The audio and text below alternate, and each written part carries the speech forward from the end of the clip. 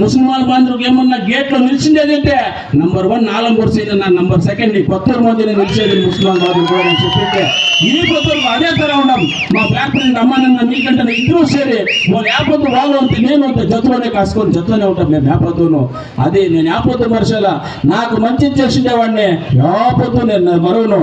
ఈ మధ్య కొత్తూరు కొంచెం కర్ణాటకలో తెలుసుంటే విజయవాడకు పోతే నన్ను నిలబడుకొని రోడ్లో పట్టుకొని ఫోటోలు దిగుతారు. మైసూరుకు పోతే నన్ను నిలబడుకుంటే ఫోటోలు దిగుతాను. భోజనం తింటా ఉంటే షూమక్కకు పోతే ఏడ హోటల్లో భోజనం తింటే ఫోటోలు దిగుతారు. బెల్గాంలో నా దగ్గర ఫోటోలు దిగుతారు. ఆ పిక్స్ పెట్టినదంతా ఈ ముల్బాగల్ తాలూకు జనాలు వేరే వాళ్ళు కాదు. మీరే నన్ను గుర్తించింది, మీరే నన్ను పెంచింది.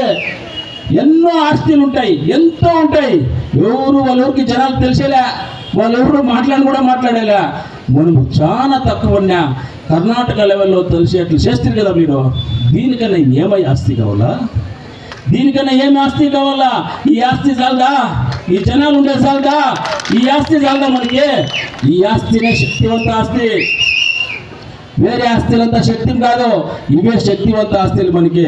ఈ పొద్దు జేడిఎస్ బీజేపీ ఇద్దరు బాయ్ ఓడైపోయినారు. ఓటైపోయినారు కదా, జేడిఎస్ బీజేపీ ఓటైపోయినారు. ఇది సెక్యులర్ పార్టీ. సెక్యులర్ అంటే ఏం తెలుస్తామా మీకంతా? జేడిఎస్ అంటే సెక్యులర్ అంటారు. సెక్యులర్ అంటే మా దగ్గర జాతి నీతి భేదం ఏమీ లేదు, మేమందరూ ఒకటే అంటారు. బీజేపీ వాళ్ళు ఏమంటారు? మేము హిందూస్ ఉంటారు. మేమే పాకిస్తాన్కి వచ్చామా? మేము హిందువులు కదా. మేమేమి ఆఫ్ఘనిస్తాన్కి వచ్చామా? మేమేమి హిందువులు కదా. మేము హిందువులే. కానీ జేడిఎస్ పై వాళ్ళ జతలో చేరి, సెక్యులర్ వాళ్ళు పోయి కోమువాది వాళ్ళ జతలో చేరి ఈ పది అపవిత్రమైపోయింది. ఇది అపవిత్రమైపోయి వాళ్ళిద్దరు ఒకటైపోయినారు. 3 తీసుకున్నారు సీట్లు వాళ్ళు జేడిఎస్ వాళ్ళు. ఒక తెల్లనాము, ఈ పక్క ఒక తెల్లనాము, సెంటర్లో ఎర్రనాము. 3 నామాలు, 3 సీట్లు. హాసను, మండ్య, కోలార్ 3 తీసుకున్నాడు. 3 నామాలు కరెక్ట్గా సరిపోయింది. అది 3 నామాలు సరిపోయింది. కానీ ఈ పొద్దు కుమార్ అని అంటాడు ఒక మాట. పెద్దోడు కుమార్ అన్న 2 సతీలు సీఎం అయిండేవాడు. ఆయన వీళ్ళు ఫ్రీ గ్యారంటీలు ఇచ్చేసి ఆడపిల్ల వచ్చేసి దావు తప్పైనారు అంటారు. ఇది న్యాయమేంపా? అవునప్పా. ఉండు. ఇప్పుడు కాంగ్రెస్ నిగానే వాళ్ళ అప్పు ప్రధానమంత్రి అయింది ఇప్పుడు, అది కూడా తెలుసు. కానీ ఒకటమ్మా, ఆడపిల్లలు దావ తప్పని అడుగుతారు కుమారస్వామి. మీరు టీవీలో చూసినారు కదా, స్ట్రైక్లు అయితే ఉండేది. ఆ మాట అనొచ్చునా? తప్పు కదా, ఆ మాట అనకూడదు కదా.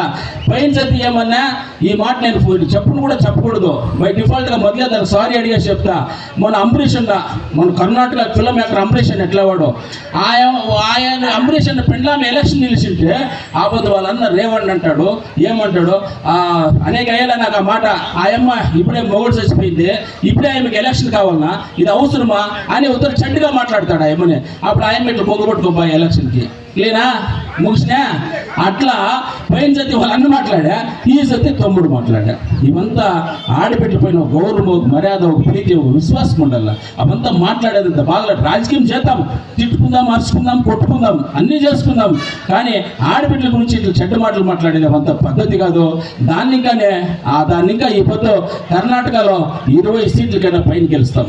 20 సీట్ల కన్నా పైన గెలుస్తాం. కాంగ్రెస్ పార్టీ 20 సీట్లు పైన గెలుస్తాం. ఈ పొద్దు మన చేయి గుర్తు.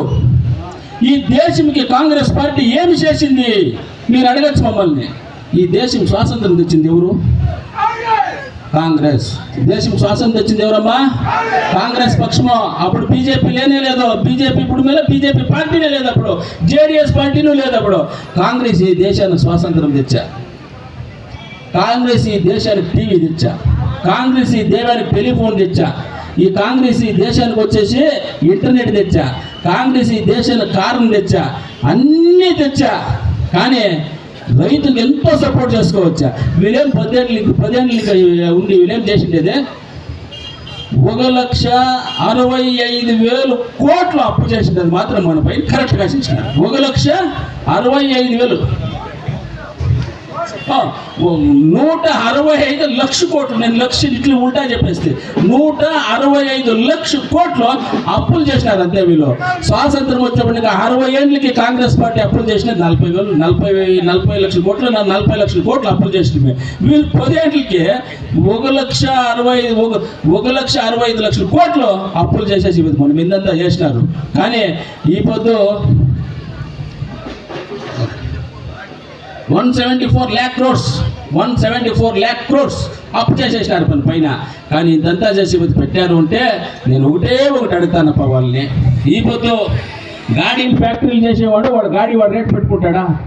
ఇప్పుడు అమ్మా నువ్వు ఫోన్ తీస్తూ ఉండవు, వీడియో చేస్తూ ఉండవు, నీ ఫోన్ రేట్ నువ్వు కొనిండేదే కదా, దానికి ఒక రేట్ ఉంటుంది కదా. నువ్వు కమ్ములు తీసుకుంటావు, ఒక రేట్ ఉందా? ఒక స్టిక్కర్ తీసుకుంటావు, ఒక రేట్ ఉందా?